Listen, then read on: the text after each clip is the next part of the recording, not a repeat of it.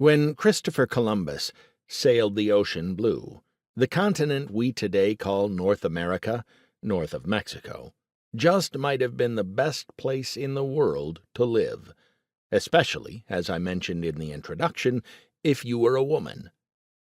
Pre-Columbian North America was not a utopia, although Sir Thomas More might have based the original 1516 utopia on fragmented stories he had heard from explorers returning from North America.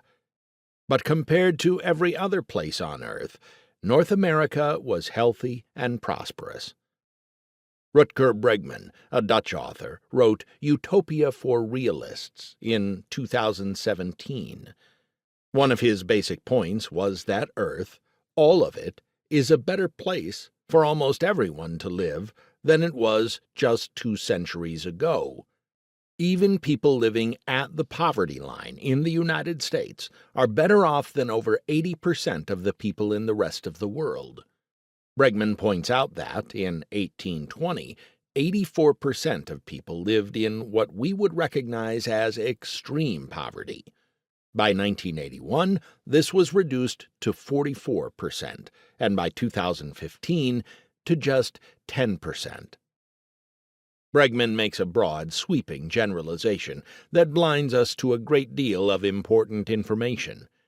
He said that for 99% of history, 99% of humanity was poor, hungry, dirty, afraid, stupid, sick, and ugly. He wrote that the lives of almost everyone almost everywhere have almost always been grim. He made a vivid contrast between modern and medieval Europe. For example, the murder rate in Western Europe today is 40 times lower than it was in medieval times. This is true if one compares modern with medieval Europe. But this comparison does not hold true for pre-Columbian North America. While medieval Europe must have been grim, at that time North America was not. Most people in the world now live better lives than anyone did in pre-contact North America, but the comparison I wish to make in this chapter is between medieval Europe and North America at that same time. At the time of European contact, North America was more densely populated than most people realize. A centralized civilization, now called the Mississippian, rivaled any in Europe or Asia. It had just collapsed, though most of its economic activities, such as agriculture and trade, continued after the collapse.